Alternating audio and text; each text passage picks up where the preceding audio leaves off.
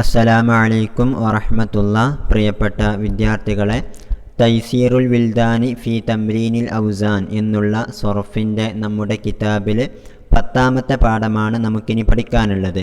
കിതാബിൻ്റെ തുടക്കത്തിൽ നമ്മൾ അറബിയിലുള്ള ഫിഅലുകളെ രണ്ടെണ്ണമാക്കി തരംതിരിച്ചിരുന്നു.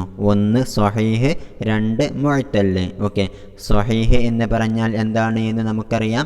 അതായത് ഒരു ഫിഅലിൻ്റെ അസ്ലിയായിട്ടുള്ള ഹർഫുകളിൽ അലിഫോ വാവോ യാഓ വന്നിട്ടില്ല എങ്കിൽ, ഇല്ലത്തിൻ്റെ അക്ഷരങ്ങളൊന്നും വന്നിട്ടില്ല എങ്കിൽ അത്തരത്തിലുള്ള ഫിഅലുകളെ കുറിച്ചാണ് നമ്മൾ സ്വഹീഹായ ഫിഅല് എന്ന് പറയാറുള്ളത്. ഓക്കെ, അത്തരത്തിലുള്ള ഫിഅലുകളെ തന്നെ നമ്മൾ 3 എണ്ണമാക്കി തരംതിരിച്ചിരുന്നു.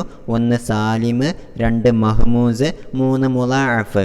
ഓക്കെ, അവയുടെയെല്ലാം ഉദാഹരണങ്ങളും അവയെല്ലാം സൊറഫാക്കുന്ന രൂപങ്ങളുമെല്ലാം നമ്മൾ കഴിഞ്ഞ പരീക്ഷയ്ക്ക് തന്നെ പഠിച്ചു കഴിഞ്ഞിട്ടുള്ളതാണ്. ഓക്കെ, ഇനി ഫിഅലിൻ്റെ രണ്ടാമത്തെ ഒരു ഇനമാണ് മുഅ്തല് എന്ന് പറയുന്നത്. അതും നമുക്കറിയാം, ഒരു ഫിഅലിൻ്റെ അസ്ലിയായിട്ടുള്ള ഹർഫുകളിൽ എവിടെയെങ്കിലും ഇല്ലത്തിൻ്റെ അക്ഷരങ്ങളായിട്ടുള്ള അലിഫോ വാവോ യാഓ വന്നിട്ടുള്ള ഫിഅലുകളെ കുറിച്ചാണ് നമ്മൾ മുഅ്തലായ ഫിഅല് എന്ന് പറയുന്നത്. ഓക്കെ, അതിനെയും നമ്മൾ 5 എണ്ണമാക്കി തരംതിരിച്ചിരുന്നു. ഒന്ന് വഅദ പോലെ ഫാ ഫിഅല് ഇല്ലത്തിൻ്റെ അക്ഷരമായിട്ടുള്ള മിസാല് അല്ലേ.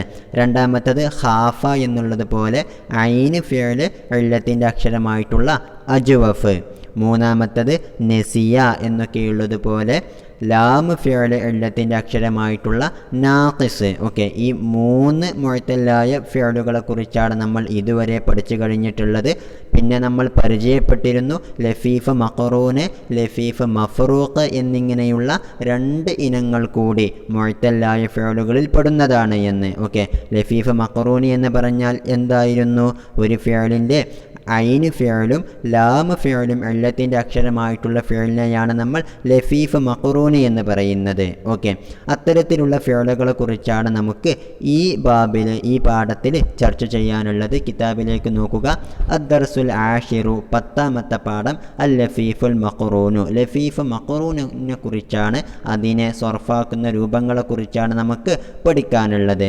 ഓക്കെ, അതിൻ്റെ താരീഫ് ആദ്യമായിട്ട് തന്നെ നമുക്ക് കാണാം. ഹുവ ലഫീഫ് മഖറൂന് എന്ന് പറഞ്ഞാൽ മാ ഒരു ഫിഅലാണ്, കാനത്ത് ഐനുഹു വ ലാമുഹു ആ ഫിഅലിൻ്റെ ഐന് ഫിഅലും ലാമു ഫിഅലുമായിരിക്കുന്നു ഹർഫൈ ഇല്ലത്തിൻ ഇല്ലത്തിൻ്റെ 2 അക്ഷരങ്ങളായിരിക്കുന്നു.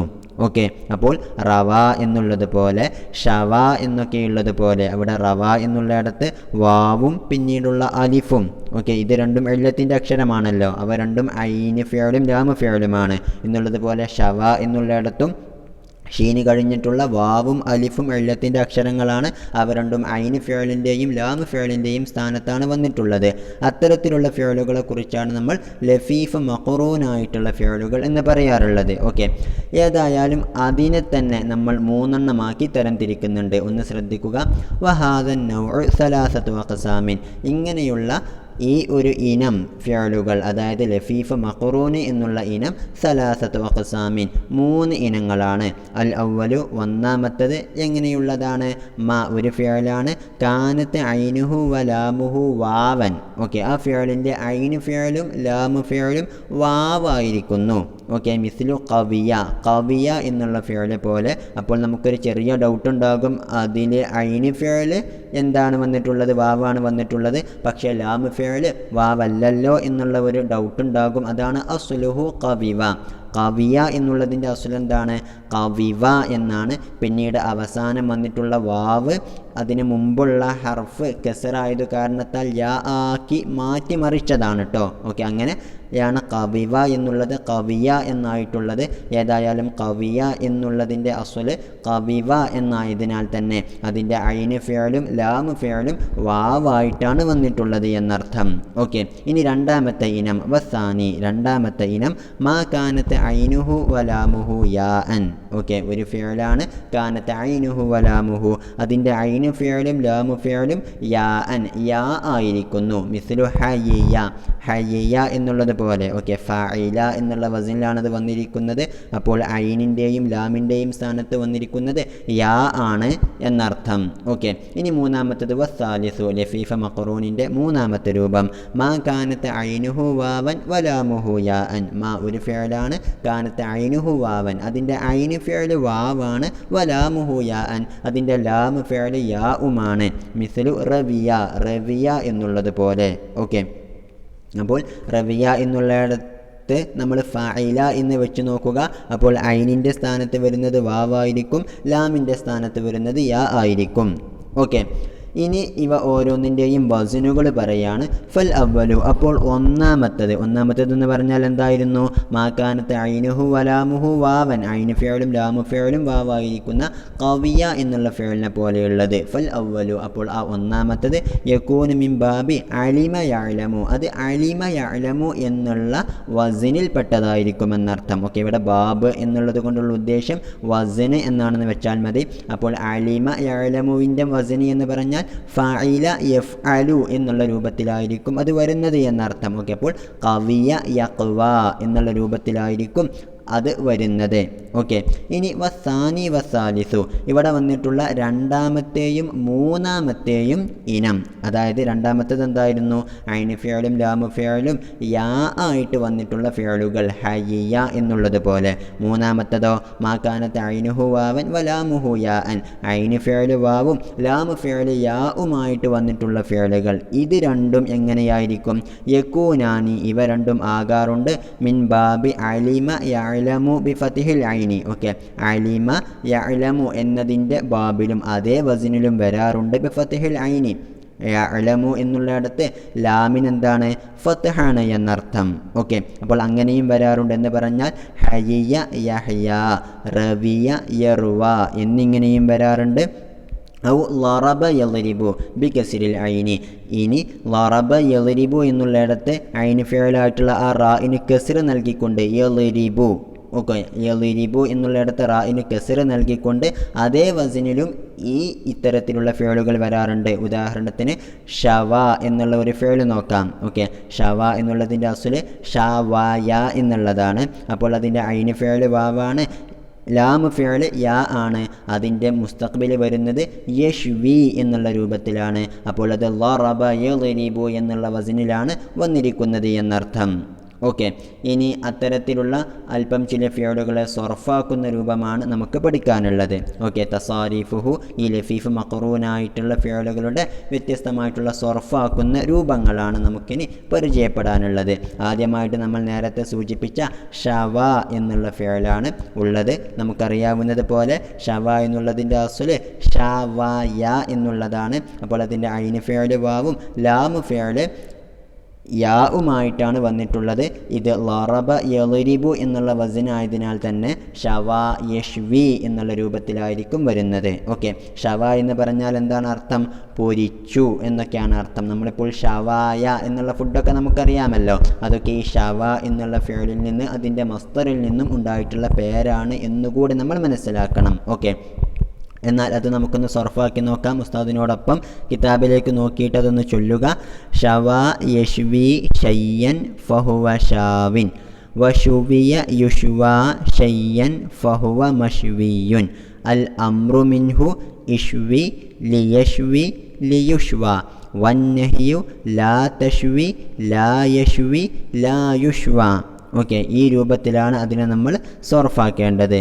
ഓക്കെ, ഷവ യഷ്ഫി യഷ്വി എന്ന് പറഞ്ഞാൽ പൊരിക്കും, ഷയ്യൻ പൊരിക്കൽ, ഫഹുവ ഷാവിൻ പൊരിക്കുന്നവൻ. ഓക്കെ, അവ ഓരോന്നിൻ്റെയും അർത്ഥം നിങ്ങൾക്കറിയാമല്ലോ. ഏതായാലും ആ രൂപത്തിലാണ് നമ്മൾ ഷവ എന്നുള്ള ഫിഅലിനെ സർഫാക്കുന്നത് എന്നർത്ഥം. ഇനി അടുത്ത ഫിഅൽ നോക്കാം, റവിയ എന്നുള്ളതാണ്. ഓക്കെ, റവിയ എന്ന് പറഞ്ഞാൽ ദാഹം തീർത്തു എന്നാണ് അർത്ഥം. അവിടെ നമുക്ക് കാണാം അതിൻ്റെ ഐന് ഫിഅലും ലാമു ഫിഅലും ഇല്ലത്തിൻ്റെ അക്ഷരങ്ങളായിട്ടാണ് വന്നിട്ടുള്ളത് അല്ലേ. ഐന് ഫിഅൽ വാവാണ്, ലാമു ഫിഅൽ യാ ആണ്, അലിമ യഅലമു എന്നുള്ള വസനിലാണ് ഇത് വന്നിരിക്കുന്നത്. അതുകൊണ്ടാണ് റവിയ യർവ എന്ന് ഇതിനെ സർഫാക്കുന്നത്. ഉസ്താദിനോടൊപ്പം അതൊന്ന് സർഫാക്കി നോക്കുക.